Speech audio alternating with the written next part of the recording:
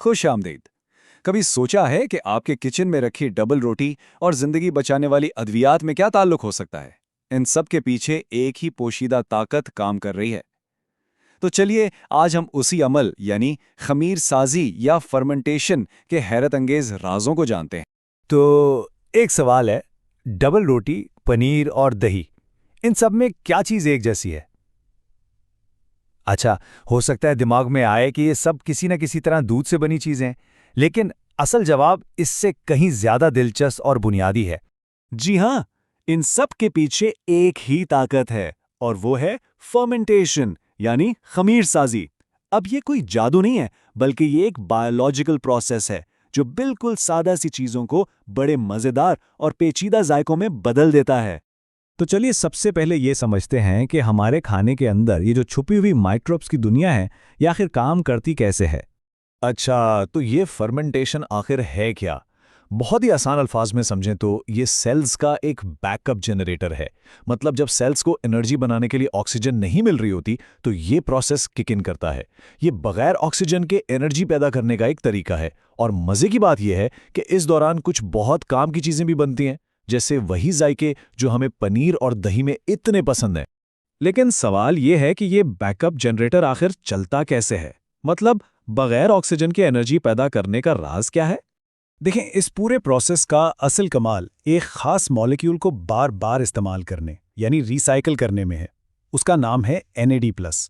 अब इसको ऐसे समझें कि ये एनर्जी बनाने वाली फैक्ट्री का एक बहुत ज़रूरी वर्कर है। जब ऑक्सीजन होती है तो ये वर्कर आराम से मिल जाता है, लेकिन जब ऑक्सीजन नहीं होती तो फर्मेंटेशन का अमल इसी वर्कर को रिसाइकिल करता रहता है ताकि एनर्जी बनना बंद ना हो। और दिलचस्प बात यह है कि ये बैकअप जनरेटर अलग अलग तरीके से काम करके बिल्कुल मुख्तलिफ चीज़ें बना सकता है। बुनियादी तौर पर फर्मेंटेशन की दो बड़ी किस्में हैं और दोनों ही हमारी दुनिया के लिए बहुत अहम है। एक है लैक्टिक एसिड फर्मेंटेशन। ये काम बैक्टीरिया करते हैं। ये वही प्रोसेस है जो दूध को दही या लस्सी में बदलता है और इसे वो हल्का सा खट्टा जायका देता है। दूसरी किस्म है अल्कोहलिक फर्मेंटेशन, जो यीस्ट यानी खमीर करता है। यह प्रोसेस ना सिर्फ अल्कोहल बनाता है बल्कि साथ में कार्बन डाइऑक्साइड गैस भी बनाता है, और यही गैस है जो डबल रोटी को फुलाती है। लेकिन फर्मेंटेशन का कमाल सिर्फ हमारे किचन तक ही नहीं है। अब जरा देखते हैं कि यही छोटा सा प्रोसेस किस तरह बड़ी बड़ी इंडस्ट्रीज को चला रहा है। सोचें जरा, सिरका, स्विस चीज, अचार, यहां तक कि कुछ खास किस्म के सॉसेजेस, ये सब फर्मेंटेशन की बदौलत ही बनते हैं।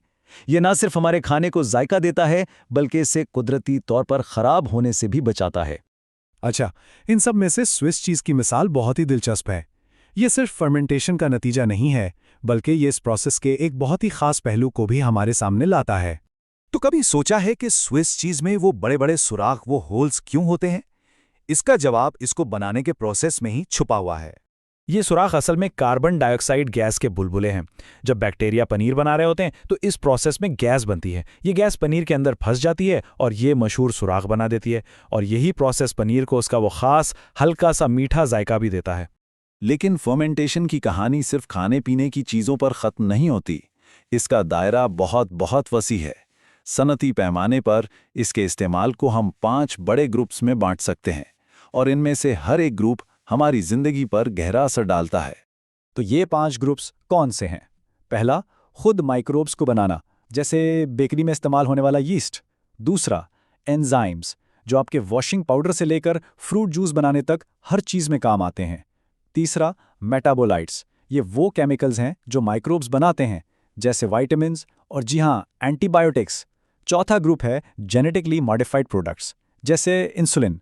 और पांचवां है बायो ट्रांसफॉर्मेशन, यानी एक केमिकल को किसी दूसरे ज़्यादा कारामद केमिकल में बदलना।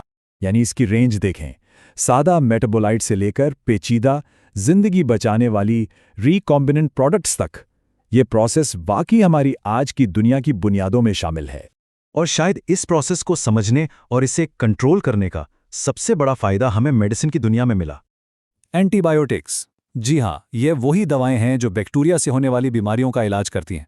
असल में ये वो केमिकल्स हैं जो माइक्रोब्स दूसरे जरासीम से लड़ने के लिए बनाते हैं, और हमने फर्मेंटेशन के जरिए इन्हें बहुत बड़ी मिकदार में बनाना सीख लिया। इस एक चीज़ ने, सिर्फ इस एक दरियाफ्त ने इंसान की तारीख का रुख ही बदल दिया और बेशुमार जानें बचाएं। और फिर आती है इंसुलिन, यहां साइंसदानों ने कमाल ही कर दिया। उन्होंने इंसान की इंसुलिन बनाने वाली जीन को बैक्टीरिया में डाला और फिर फर्मेंटेशन के जरिए उन बैक्टीरिया को छोटी छोटी इंसुलिन फैक्ट्रियों में बदल दिया। आज यही टेक्नोलॉजी दुनिया भर में करोड़ों शुगर के मरीजों की जिंदगी का सहारा है। तो फर्मेंटेशन का ये पूरा सफ़र कितना हैरत अंगेज है ना?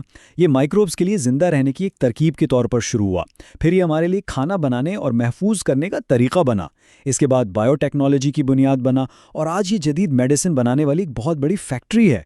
एक बिल्कुल सादा सा प्रोसेस, लेकिन इसका असर कितना गैर मामूली है।